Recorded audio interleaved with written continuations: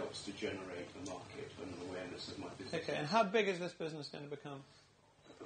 Essentially, it's a business that has a very small regional catchment area, but the investment in the compliance issues, insurance, skills, training, etc., is generic. So essentially, once you've created a small model, it's a perfect scenario for a franchise operation, because there's only certain economic values and economic social groups that will be able to afford a private service. But your personal vision of how big this business is going to be in 3-5 years' time?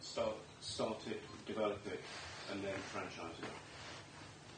Sounds fantastic. Thank you very much. Well done.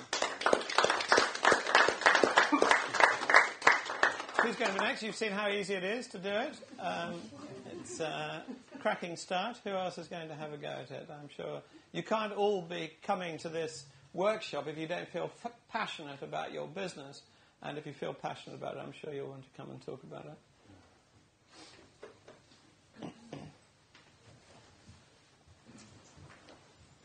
Just tell us who you are. I'm going to be much more ruthless on time, of course, now, because the first person gets very soft treatment. So tell us who you are. And my name's Georgina Anstey, and I'm here with a business idea that I hope is an opportunity called Safe Farming.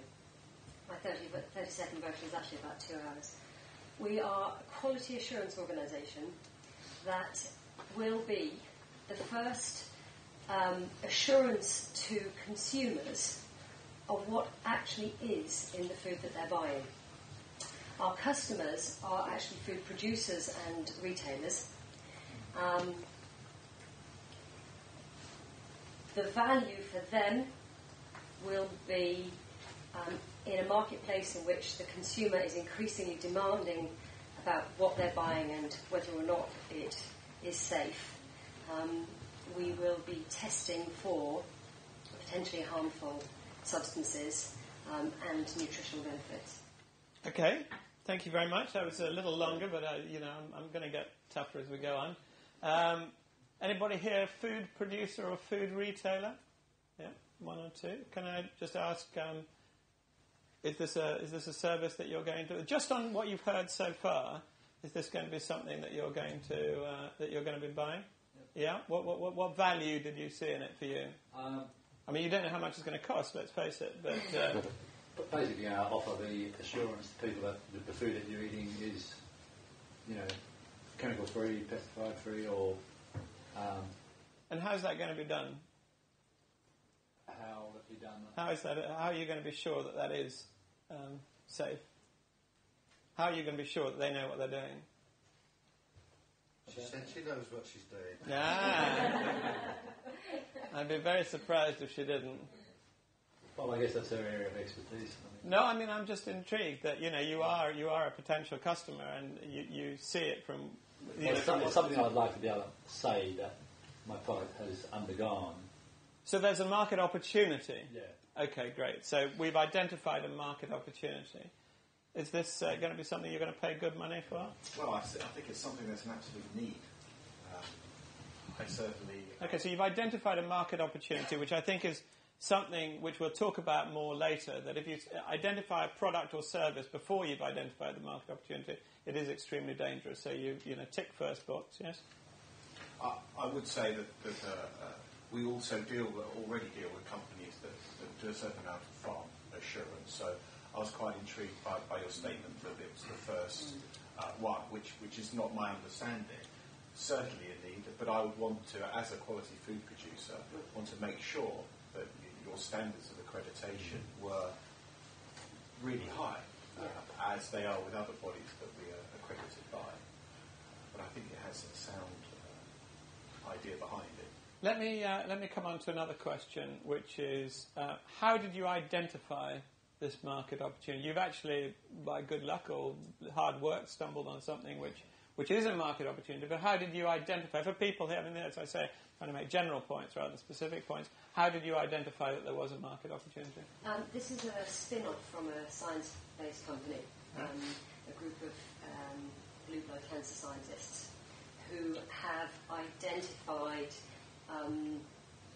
they believe, and there's some very strong evidence that they've identified something quite revolutionary in cancer treatment through a food-based supplement. And in the process, they did a lot of research on the food that we can buy, both non-organic and organic, and certain problems therein with traces of harmful chemicals and such like. Okay, but was it done in a sort of research laboratory, or did you actually go out to the marketplace? It's a very early stage. Okay, so what are you going to do? What is the next thing that you need to do in order to identify what value there is out there? A lot of market research. Right, and how are you going to do that? At the moment, what we're doing is, to some extent, polling friends and building an idea and coming to business plan workshops and reading lots of books. Yeah. At some point, I think we will probably need to invest in some polling through a market research organisation. Yeah. And we'll come on to talk about that in the second part. I think that's one of the most valuable things. Did anybody else have any points that they thought would be raised that didn't come through in understanding what value was being offered here?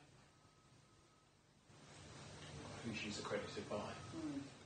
I think there are a number of questions about credibility which you need to, and I think who the college is and where this idea came from, all I think lead to this, and government intervention as well will be critical. And my question to you is how big this business is going to become. My instinct is it's nothing or enormous. That's my instinct as well. Therefore, if you're starting writing a business plan for a business which, let's forget the nothing, but is going to be a big business, then you need to be identifying what you need to be putting in place at the beginning, and what partnerships you need and so on in order to make that happen. But well done, thank you very much. Sorry, there's one more question at the back. Did you have a question, Andrew? Only from the point of view that there is an initial threat from government who should be effectively doing exactly that same thing. Yeah. And the packaging, which currently there is a great move to define what is actually within food. I mean, there was only a very recent initiative through an advertiser. So it's either an opportunity or a threat in as much that you can provide the service in terms of testing, as well as obviously... And that's one of the things that we see as a differentiation, is that the initial research that we've done has shown that there are a number of processes by which producers are required to produce food by certain standards, but actually very little of what's actually produced is tested before it actually goes onto the market shelves. Very little is actually, nobody actually picks up a carrot and says what's in it. Okay, so various things which we've come up with so far. Differentiation. How are you going to differentiate your business from other people? Is it just a Me Too business? Have you done the research? Have you done first? Well, we'll talk about research, what the ways of doing research are more, and thirdly, credibility. There are very many other points, but thank you very much. Let's see what other points we can draw out from other people. Yes, of course you can. The 30-second picture. I mean, that's to me the biggest difficulty. Yeah. Because I could easily talk about this for hours. Of course. Is the purpose... You might find rather few people listening. Yeah. Is the purpose of the 30-second pitch basically to get people to say, I want to hear more? Or is it The purpose of the pitch is not actually about other people at all. It's about you. Right. It's about you understanding very clearly what your business is.